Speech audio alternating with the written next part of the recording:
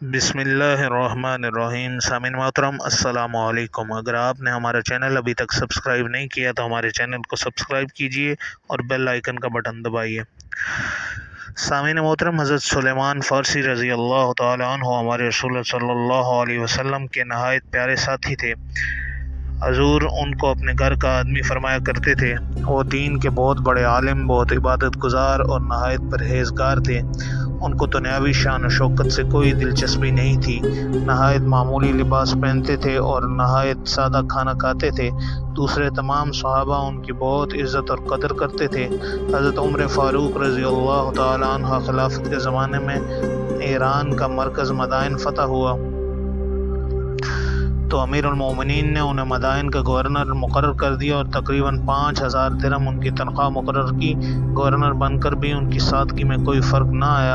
اتنا معمولی اور سادہ لباس پہنتے تھے کہ دیکھنے والوں کو ان پر ایک مزدور کا دھوکہ ہوتا تھا۔ جو تنخواہ ملتی تھی اسے غریبوں اور حاجت مندوں میں تقسیم کر دیتے تھے۔ خود چٹائی بن کر روزی کماتے تھے۔ چٹائی کی آمدنی کا بھی 1/3 بال بچوں پر خرچ کرتے تھے اور 1/3 خیرات کر دیتے تھے اور 1/3 اصل سرمائے کے لیے رکھ لیتے تھے۔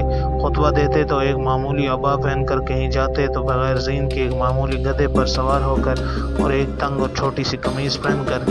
لوگ ان کو دیکھ کر ہنستے تو وہ صاف صاف کہہ دیتے، برائی اور بھلائی کا اندازہ تو اس زندگی کے بعد ہوگا جو آج جتنا جی چاہے ہنس لو۔ اپنی گورنری کے زمانے میں حضرت سلیمان ایک دفعہ مدائن سے شام گئے۔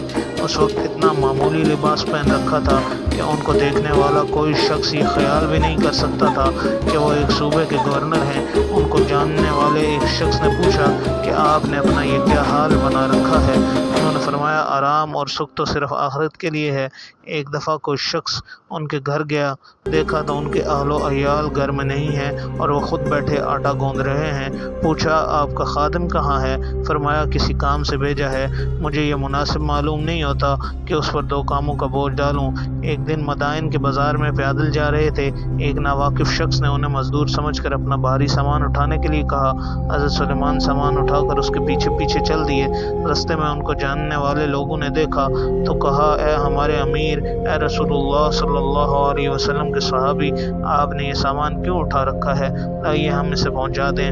یہ دیکھ کر سامان کا مالک ہکا پکا رہ گیا اور نہایت شرمندہ ہو کر حضرت سلیمان سے معافی چاہی اور ان کے سر سے سامان اتروانا چاہا، لیکن انہوں نے فرمایا، بھائی، تو نے یہ سامان اٹھوا کر اپنے مکان تک لے جانے کا ارادہ کیا تھا، میں نے بھی اسے وہاں تک پہنچانے کی نیت کی تھی، اب میں اسے اس کی منزل پر پہنچا کر ہی دم لوں گا۔ آخر میں لوگوں کی خدمت کے علاوہ گورنر کس بات کے لیے ہوں؟ جزاکم اللہ خیرا۔